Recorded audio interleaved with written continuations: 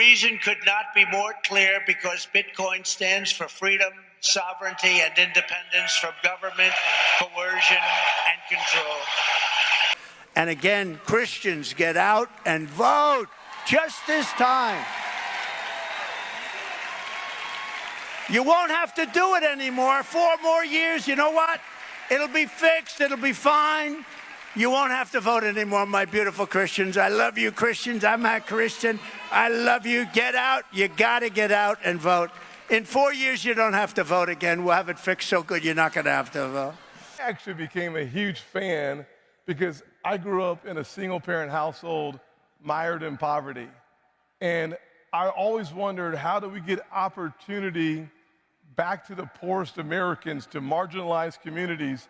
And I got to say, without any question, having people who believe in your future is significant. And the concept of democratization brought me to the conversation. The ability, I wanted to be a preacher at one time. I'm going to move around a little bit, so forgive me for moving some. But the ability to bring resources and opportunities and access to the marketplace to the people who need it most, that's what Bitcoin is about. Yeah. That's what this is about, giving the average American a chance to make their own decisions at home. No matter where you live, if you're on the mountaintop or with me in the valleys low, having a chance to democratize our financial footprint is an absolutely essential part of achieving the American dream. And whatever we can do, wherever we can do it, let's get it done. Let's get it done right now. Great. So now you've got me standing. Yeah, thank you. It's just common sense. And you've been leading us on this really important conversation. But the real challenge that we've seen in Congress, there are serious people in the way of making sure that American innovation is leading the globe in innovation. And we have to get rid of the folks who are in the way. Yeah, and the folks that are in the way, in large part, are on the Senate Banking Committee. Yes. And here's the good news. Republicans are going to be in the majority next year, and Senator Tim Scott is going to be the chairman of the Senate Banking Committee. Well, good morning, everyone. For those of you who don't know Van Eck, definitely Bitcoin, I would say, is in my blood. And I say that because Van Eck was founded in 1955, but we also started the first gold mutual fund in the United States in 1968 before the big inflationary run-up of the 70s. And it was illegal for Americans to hold gold bullion at the time. Plus, and I haven't said this before, but my mom is German, and she was actually a refugee. She had to flee the communist secret police who were trying to arrest my grandfather. So I get why Bitcoin, I get why freedom. I'll put it very simplistically. It's an asset class, so therefore it shouldn't trade to the market capitalization of NVIDIA or Apple. It's got to trade to the market capitalization of gold. And I would argue that it's better than gold, so it'll probably trade to a market capitalization above gold. And then I'll just say 2 quick things. The Jersey City, the mayor just said 2% exposure for the pension fund into Bitcoin. The state of Wisconsin is saying they've got $150 million that they announced last month or 2 months ago in Bitcoin. And we'll be on this stage next year. Someone will be on this stage explaining that the tactical asset allocation models for all institutional investors will have a 1, 2, possibly 3% exposure to Bitcoin. And so when you think about the magnitude of that, I don't see how you don't trade to the market capitalization of gold. You say Bitcoin's going to take the market cap of gold. Is that 10 trillion, 11 trillion? I think I have my phone on me. I think it's between 15 and 16 trillion right now at current prices. And so Bitcoin is roughly 1.5 trillion. So that's a 10x. I don't think it's going to happen immediately, but could you see a 10x in Bitcoin over 10 years? I do believe that. You'll have at least 1, possibly 2 more halving cycles. It will be embedded. And what did Trump say? Christians won't have to vote again. I'm not going to touch it, but if you have the NWO book, you understand. But let's get into the video. Welcome to the Crypto Teacher. And you know I come back with that video just to make you think. Don't forget to like and subscribe to the channel. And make sure you're joining the Patrons. If you're not a part of the Patrons, make sure you're hitting the Cash App. And don't forget to go over to TikTok, like and follow. And on this channel, like, subscribe, and spread it everywhere. And we had CME open. We started to creep up as I'm doing this video. We are slightly pulling back. But guys, we have politicians have taken over crypto. When it came to the Bitcoin conference, it was all about politics. It was all about the politicians being in crypto. And what was the purpose of Bitcoin? It's amazing. It was supposed to get rid of the big banks and then also make the politicians obsolete. And in 2024, we have the big banks and big corporations showing that they were in control of Bitcoin and crypto from the beginning. And then also we have the politicians coming in, moving legislation for the NWO's agenda. And remember, guys, this is biblical. My people perish from the lack of knowledge because they reject it. Not because it's not there, because they reject it. We have all the knowledge right at our fingertips. But unfortunately, the sheep are distracted on things that don't matter. And all these politicians are coming in, putting a storyline on why they're connected to Bitcoin and crypto. And guys, we know they're not telling the truth. We know they're in Bitcoin and crypto to do what? One thing. And that's to make money. And we know without Bitcoin and crypto, if you have the NWO book, the whole global economy would collapse. And there would be real civil war. Not the fake one that's going on, but the real one. But we have WW3, the drums are beating, being orchestrated. And we know every single drums are beating was funded by the central banks. Remember, they fund both sides. But remember, every drums are beating has a mission. And this one is for the fourth industrial revolution. They're going to devalue the dollar, putting us on a level playing field by tokenizing the global economy. And that's going to allow them to give out global universal basic income, universal high income, whatever you want to call it, because we have the machine takeover coming. And we can already see it, but it's going to be stepped up from 2025 to 2028. Mass layoffs globally. And we know 2028 is a Shemitah year. And that's when majority of the sheep are going to enter into the metaverse. And remember, the crypto teacher told you. Now we're paying over $1 trillion just to service the debt with high interest rates. And we know the Fed and the other central banks are about to go into a rate cutting cycle. But then also we have Japan, which is going to start raising rates. And like I tell you, Japan is holding up the global economy, but then also we know China will be selling off their treasuries because we know China and the U.S. are definitely going to come into that clash like Ray Dalio has been saying for decades. And we will have two superpowers for a little while, but of course the United States will crumble and China is going to rise as a global leader along with the global currency. We can see that in the Belt and Road. Like I stated, we have all the technology right at our fingertips. We can clearly see what they're doing, those who take the time out to research. But in this generation, we have a little bit of people that actually care.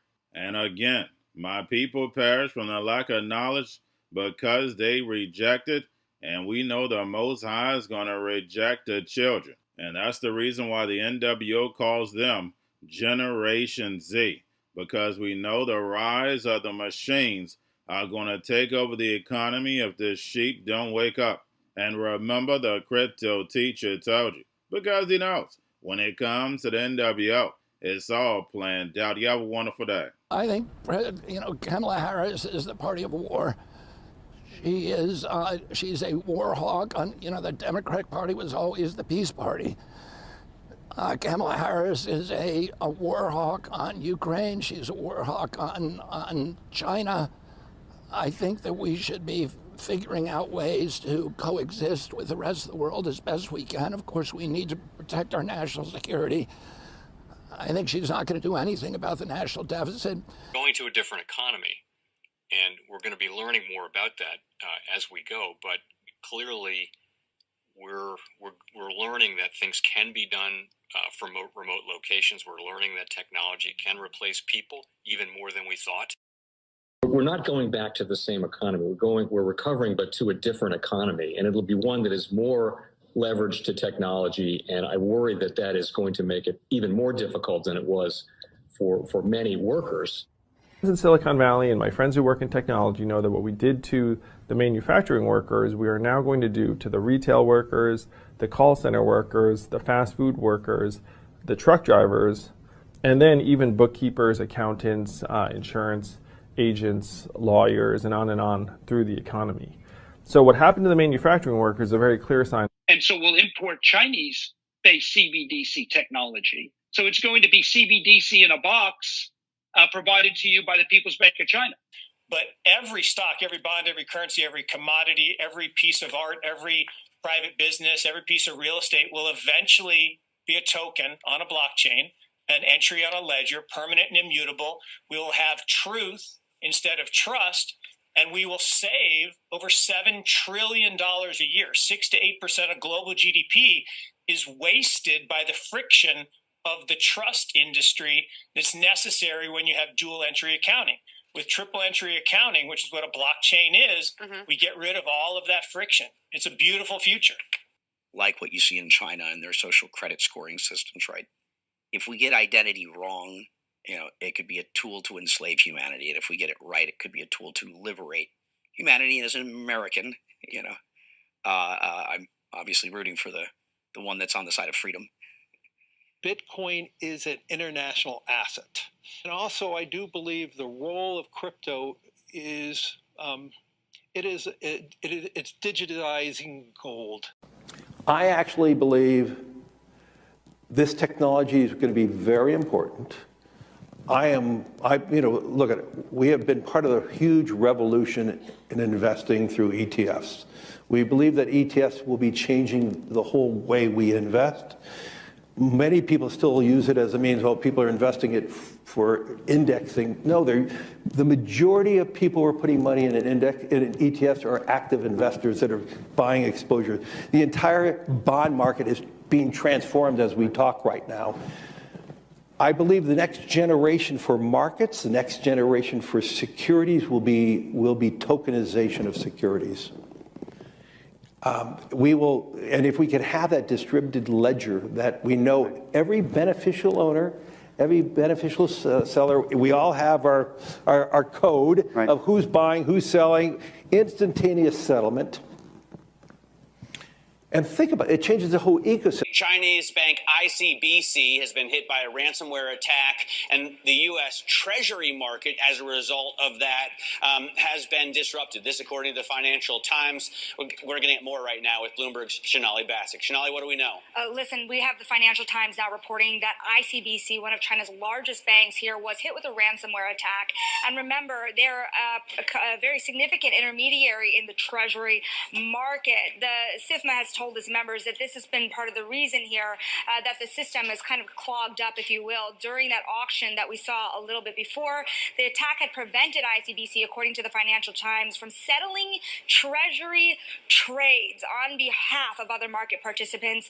A large executive at a major bank also telling the paper that such a large party on the fixed income clearing corp creates major concerns, potentially impacting the liquidity of Treasury markets. Now, it was not just a poor auction.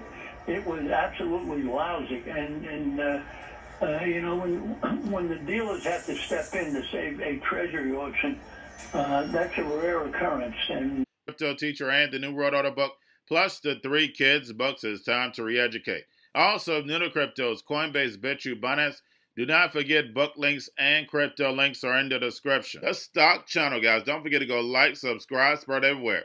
You have your Kobo, your chip stocks, your banking, your gaming. While everybody's sitting at home, get home stocks, the Seaver, the biotech stocks. And while everybody's at home wishing, they were still getting that free money. What are they doing? Drinking and smoking weed. Don't forget about those stocks, and you have a wonderful day. The most powerful person in the world is the storyteller. The storyteller sets the vision, values, and agenda of an entire generation to come. Steve Jobs. And guys, I truly believe in this. When you look at the New World Order, they're the storytellers. And that's the reason why I wrote my New World Order book. But guys, now it's time to change the current generation. And I wrote 3 kids' books. You know, I love the Trinity because I understand the power that's in it. So I have 3 books. We have an opportunity to change the generation, to educate, not just me, but I want to show you that I take action on a daily basis. And I want you to take action on a daily basis. Whether it's your job, whether it's in your community, we have an opportunity right now to educate the masses. I posted this on my Twitter account. Please share, but this is a short clip of the 3 books. There's going to be a clothing line and action figures. Please get these books for your kids, nephews, cousins, friends, so therefore we can start the re-education now. Because as we see, the 4th Industrial Revolution foundation is definitely here. Robots, algorithms, drones, taking humanity out the picture. We have to re-educate. But let's get into the video. Part 1. King Joshua and Grandma Tam save the village. Part 2. King Joshua and Grandma Tam save New York. From COVID 33. Part 3. King Joshua and Grandma Tam goes to China. It's mandatory to get part 1, part 2, and part 3 of this series. It's time to re-educate Generation Z.